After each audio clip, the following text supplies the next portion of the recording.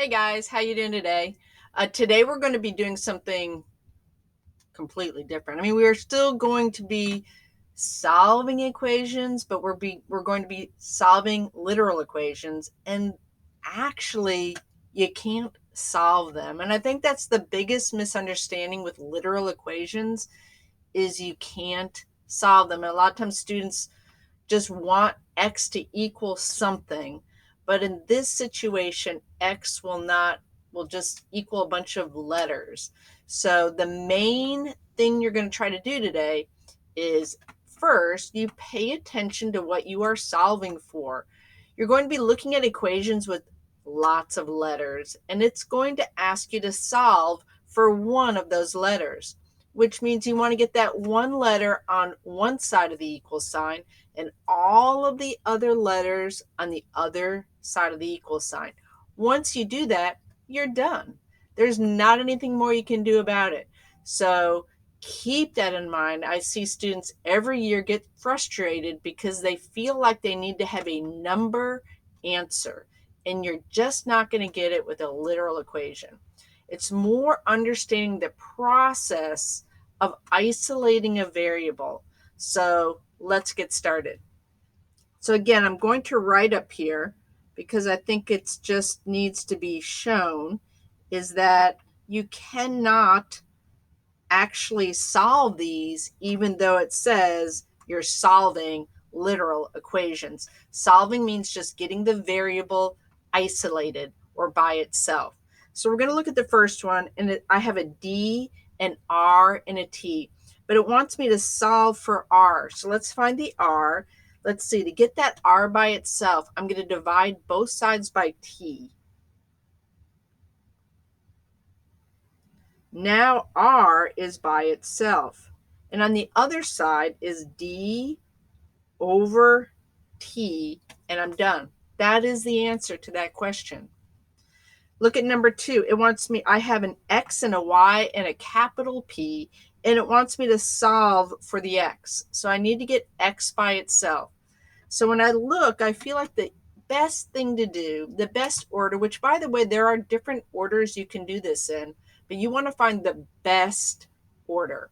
And so the best order would be to clear that fraction. So I'm going to multiply both sides by the denominator, which is y. So that cancels these out, and the other side has p times y, or you could write y times p. It does not matter. Equals 144 over x. Now again, to get that x by itself, I need to get rid of the 144. So I'm going to divide both sides by 144, and I am left with x.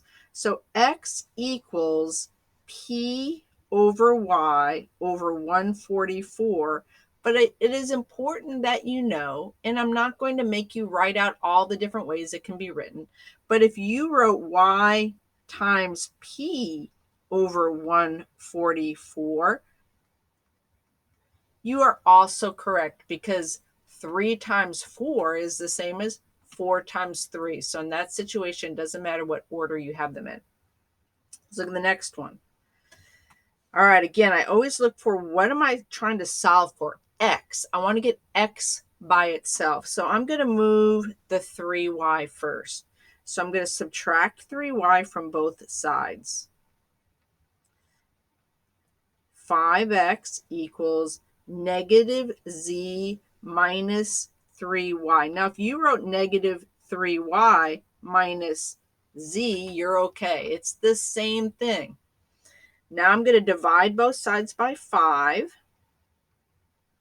And now I have x by itself. So my final answer is negative z minus 3y over 5.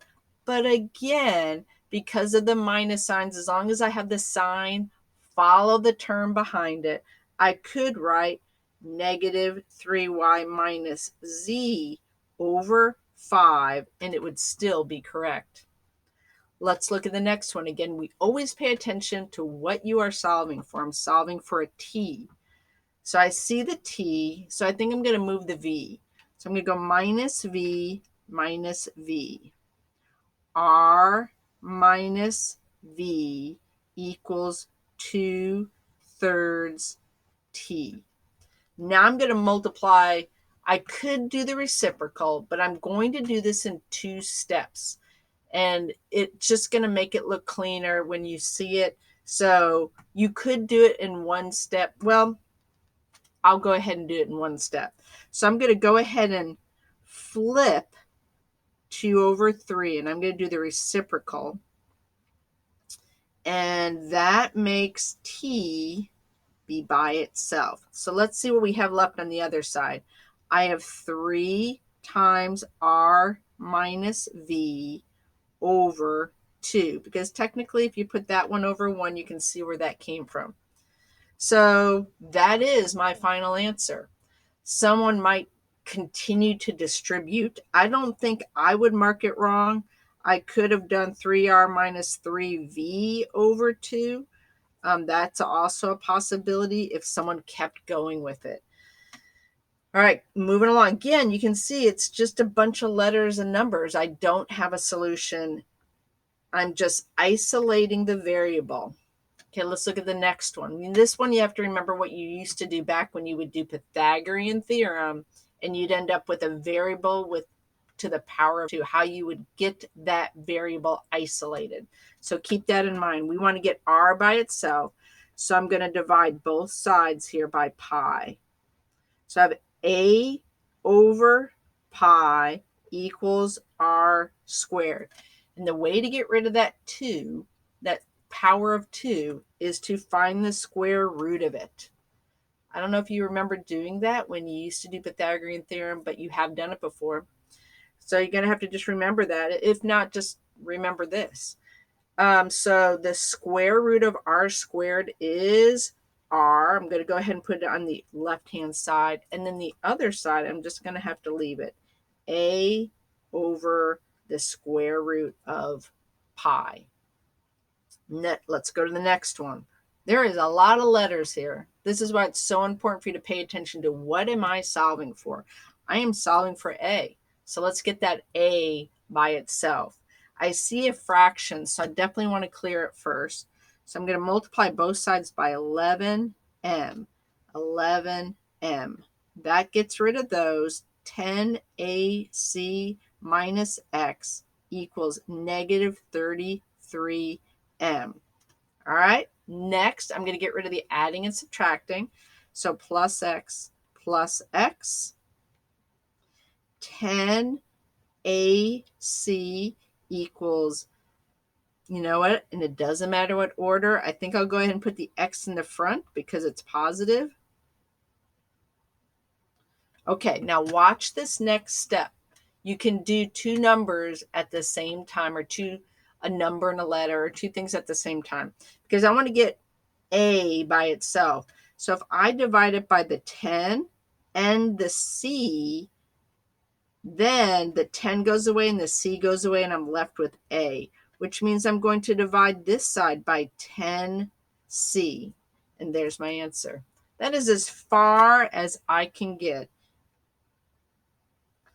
Again, make sure that you do each one of these in your spiral so you can refer back to it. Again, I tried to hit the ones that you would see, but we're talking about, each problem is unique.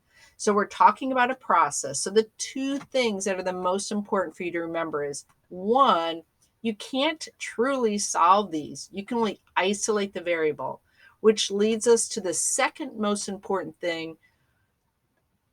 Be careful, look and see what variable are you solving for. It's not always going to be x. It could be a different letter. Sometimes you might do the same exact problem twice, but in one instant you're solving for one variable, in the second instant you're solving for another variable, so it would look slightly different. Good luck. I know you can do it. Have a wonderful day, and I'll see you later. Bye-bye.